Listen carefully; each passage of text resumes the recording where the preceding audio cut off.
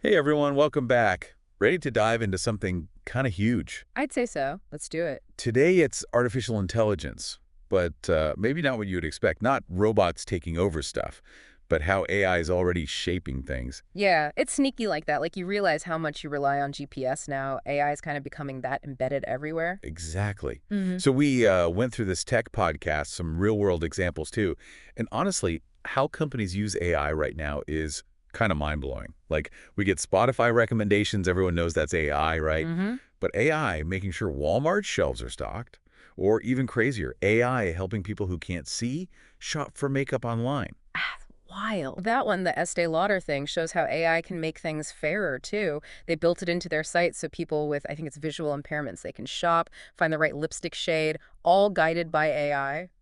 Wow, that's more than just AI powered. That's a whole experience. And it proves it's not just the giant tech companies in on this. For sure. From your music to, like you said, groceries being on the shelf, AI is already woven in. We just don't always notice it doing its thing. And on that note, it's almost like we get so used to AI being this futuristic thing, but it's here. Yeah, it's less Terminator, more making my life easier. Yeah. Totally. Which brings up, okay, cool uses, but what's the big deal for businesses? Is this just a tech trend or is there actual, like, bottom line impact? Oh, it's about the money for sure. AI can be huge for cost saving. And when I say huge, I mean it. Like Airbnb, they use AI for their cloud stuff, cloud computing, managing all that, and they're saving millions because of AI. Millions. Okay, that got my attention. Yeah. But like most companies aren't Airbnb. What about I don't know, the more everyday businesses out there? Even smaller places are finding ways to use AI smartly. Intuit's a good example. They've got this AI tool, Genos, and it tackles financial reporting. Which is like the definition of tedious for a lot of folks, I'd bet. Exactly. Genos pulls data, analyzes it, even makes reports, almost on its own. It's like a super efficient intern for your finances, basically. That's a good way to put it. Less time on spreadsheets, more time on strategy. But let's be real, most people hear AI, they think customer service right. True, those AI chatbots are everywhere now, but Hmm. they're getting really good. Think back to the pandemic travel chaos. Lufthansa used AI for that. So instead of us on hold for hours, it was AI trying to rebook everyone. Exactly. High pressure, constantly changing. AI handled it. That's kind of impressive when you think about it. Which Uh, makes you wonder, if AI can deal with panicked travelers, what about all the internal stuff in a company? Yeah, it's like AI is handling the customers, but behind the scenes too, huh? Right, all that stuff we don't think about. Think of the most boring work task. Oh, I've got a whole list, believe me. Exactly. So data entry, approvals, scheduling, all necessary, all dull. Companies like, oh, Johnson& Johnson, AT&T, they're using AI to automate that. So less time on that stuff, more time for, I don't know, actual thinking. That's the idea. It frees up employees to actually use their brains, be creative, which for the company means what? Better work, faster, happier employees, even? Makes sense. It's not replacing jobs, it's changing what the job has as.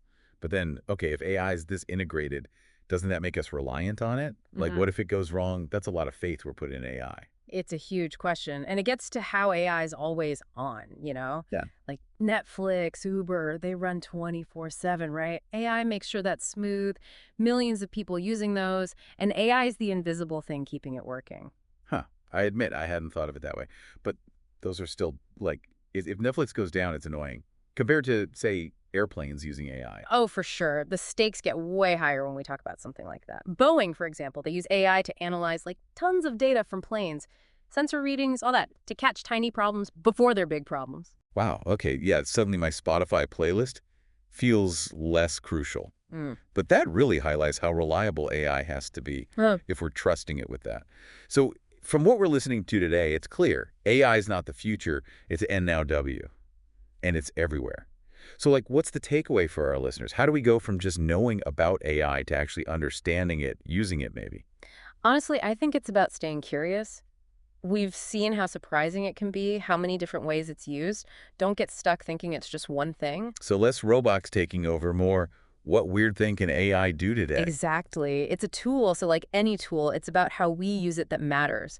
Stay informed, ask questions, but most importantly, think how it applies to you. I like that. Instead of just watching AI happen, figure out your place in it, right? Absolutely. It's going to impact your work, your hobbies, even if you don't realize it. So from personalized tunes to planes in the sky, AI's got it covered, and it's only getting started. That's a pretty good place to wrap up, I'd say.